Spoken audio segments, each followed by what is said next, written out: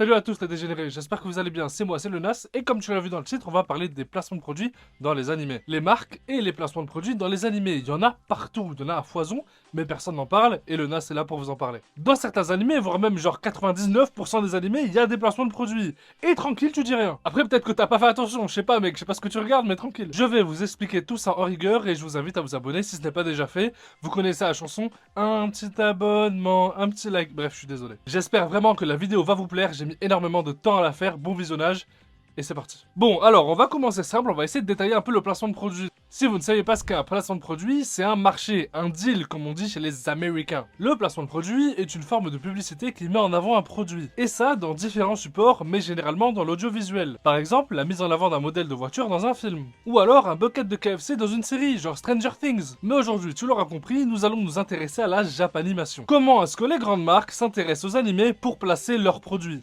Alors déjà, il faut différencier deux choses. Il y a des marques qui ont des noms modifiés, genre en mode contrefaçon, et t'as des marques qui ont leur vrai nom de marque. Mais tu vas me dire, mais pourquoi les animés utilisent-ils de fausses marques? Et oui, je vais te répondre. Si vous regardez beaucoup d'animés, vous verrez de fausses marques de produits et de fausses marques d'entreprise. Bah ouais, c'est un moyen astucieux de contourner un peu, si tu veux, les lois juridiques et les problèmes judiciaires, tout en créant ce sentiment de réalisme. Si tu veux utiliser le nom d'une marque, tu dois lâcher un billet pour que ce soit ok. Mais entre nous, on sait très bien qu'ils vont pas le faire, ils vont juste changer une lettre et ça va passer tranquille, au calme, tu vois. Mais après, faut pas prendre les fausses marques comme parodiques. Parfois, elles sont aussi exposées dans l'animé ou le manga, mesurant ainsi la reconnaissance de la marque. Tu veux, c'est un peu un hommage sans forcément lâcher un billet. Regarde, petit exemple. Dans Death Note, dès l'épisode 1, tu vois la marque Panasonic, qui fait référence à Panasonic. Bah oui, mais même moi, j'aurais pas envie de lâcher un billet, t'es un malade. Une vraie marque, quand elle veut faire une OP, elle prend du coup un animé, elle sélectionne l'animé, elle regarde si le public ciblé qui regarde cet animé peut correspondre à la marque. Ensuite, elle prend contact avec le studio d'animation pour voir s'il y a possibilité de mettre un petit produit en avant, par-ci par-là. Le studio d'animation, il va demander, bon, comment on effectue ça mon frérot, c'est quoi le deal, qu'est-ce que tu proposes? Et la marque propose son idée. Alors je vous propose ce type d'OP, où on va foutre le produit un peu partout, on va financer votre animé, mais on va avoir ce produit en priorité quoi qu'il arrive. En théorie, c'est censé être ok, mais en fait non, c'est pas vraiment ça. Eh oui, tu peux pas incorporer des trucs dans cet animé qui ont strictement rien à voir, tu vois ce que je veux dire? Mais tu le vois toi, regarder ton animé, tranquille, Tanjiro, il te sort son Coca Zéro, mon pote, bien frais chacal, il commence à le taper comme ça. Et c'est pour ça qu'interviennent les publicités, qui sont là uniquement pour la marque. On va parler d'une vidéo exclusive pour la marque qui va durer entre 15 secondes et 2 minutes. On va prendre l'exemple de One Piece, il y en a eu tellement, mais vraiment tellement les gars, on se rend pas compte. On peut y retrouver par exemple Shanks avec une Mercedes, mais aussi One Piece en collaboration avec Gillette pour les rasoirs X-Fit. Mais la pub la plus connue de tous je pense c'est celle de One Piece, X Nissin Hungry Days. Je vous mets un petit extrait. 強くなれゾロハングリーデイズカップヌードルかっこいい。うるせえ Alors l'animation c'est un truc de fou non? Tout ça pour des nouilles, what the fuck frère. En tout, il y a 4 pubs pour la marque Nissin Days. Chacune de ces pubs contiennent énormément d'easter eggs sur l'univers de One Piece, je vous les mets en description, j'aime trop, allez check par vous-même. Récemment, il y a eu un teaser pour une nouvelle collab entre One Piece et McDo, je vous laisse regarder.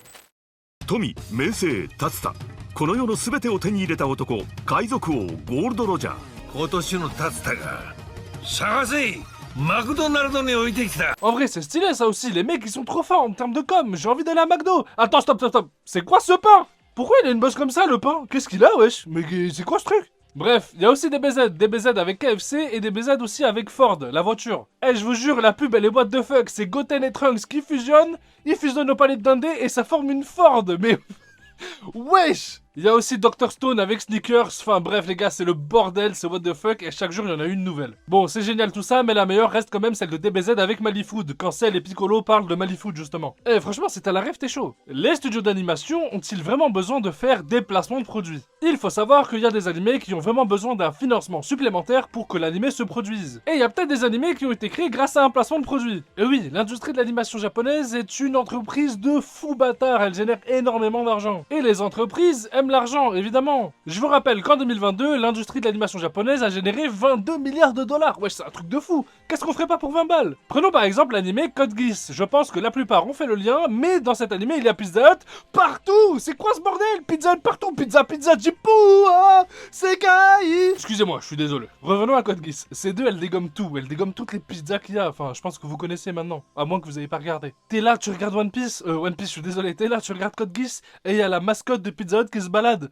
Mais attends, mais c'est quoi ce délire? Le studio d'animation qui a fait Code Geass s'appelle le studio Sunrise. Et le billet qu'a pris le studio Sunrise pour placer 2-3 pizzas, mais les gars, c'est un truc de fou. Faut savoir que Pizza Hut a payé uniquement pour placer 4 à 5 logos dans l'animé. Mais les animateurs, ils se sont dit, mais ça serait cool de le foutre partout. Mais venez, on met le logo partout et des pizzas partout, oui. Ici, dans ce cas de figure, il y a certains fans de Code Geass qui n'ont vraiment pas aimé ce placement de produit. Et d'ailleurs, ils trouvent qu'il n'a rien à faire là, ce placement. Après, tu m'étonnes, quand un épisode filler en plein milieu de l'arc consiste à juste créer une pizza géante, mon pote. Je peux comprendre que les frérots, ils soient totalement anti-pou, tu vois ce que je veux dire. Le studio d'animation doit travailler sur la façon d'intégrer le produit de manière naturelle et cohérente pour ne pas gâcher le visionnage du spectateur. A contrario, voici des placements de produits simples qui ne dérangent pas et qui font partie du scénario. Et il y en a énormément d'ailleurs qui sont bien faits. On peut juste reprendre l'exemple de Death Note quand Interpol fait son apparition. Mais Interpol, c'est pas une marque? Alors oui, mais ça reste une marque internationale quand même. On parle bien ici de la police Interpol et ils ont un logo, c'est une marque déposée si tu veux. Mais bon, je vois que vous êtes pas satisfait par ceci, je vais essayer de vous en donner un autre. Prenons l'animé Initial D. Initial D, c'est un manga sympa sur les voitures. Et on va suivre le personnage principal qui s'appelle Takumi.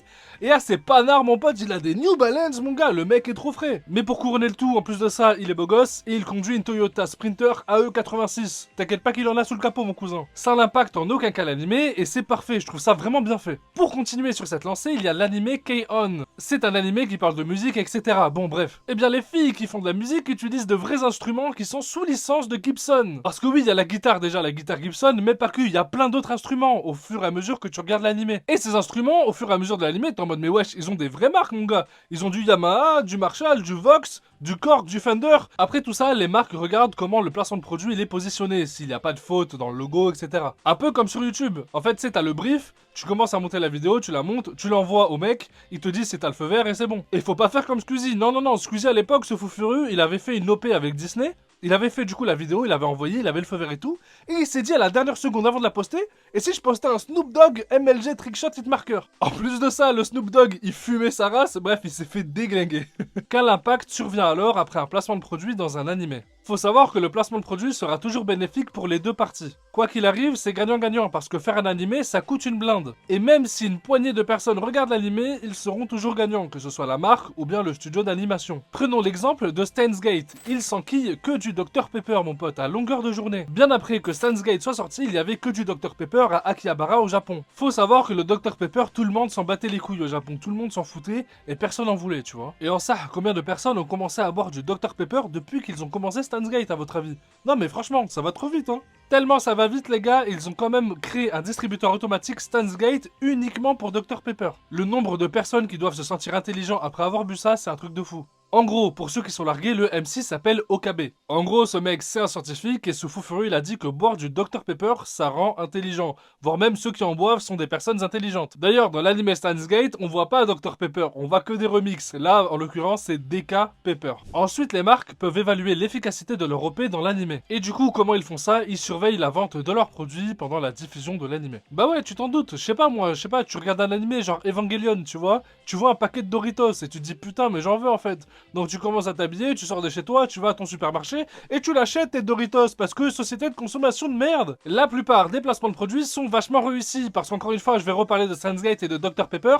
Personne n'en voulait, et après l'animé, ça a explosé. Quand une marque est satisfaite, elle continue de collaborer avec l'animé en question, pour la plupart. Quand tu prenais ta pizza chez Pizza Hut au Japon, eh bien la boîte était sous licence de l'animé, et ça c'est vraiment stylé. Après, je parle comme si j'y étais, tu sais. Eh bien maintenant, vous savez ce qui se cache derrière ce monde bizarre des placements de produits et des animés. Oh, ça fait peur. Ce qui est intéressant, c'est que maintenant vous savez comment ils se produisent et comment on les différencie. Merci beaucoup d'avoir regardé cette vidéo, les gars, j'ai mis des mois avant de la faire, c'était la galère. En plus, il y en a tellement des placements de produits, je vous jure, j'ai dû prendre les trucs les plus cool et vous les montrer, et aussi essayer de vous raconter ça de manière un peu plus simple. J'espère sincèrement que vous avez appris des trucs liant le marketing et les animés, j'espère que vous avez kiffé. En tout cas, n'hésitez pas à me le faire comprendre en likant et à vous abonnant, ça me ferait hyper plaisir, et puis voilà, ouais. Je pense avoir fait le tour, je pense que j'ai tout dit, je vous dis des bisous, prenez soin de vous, c'est très important, c'était le Nas, ciao.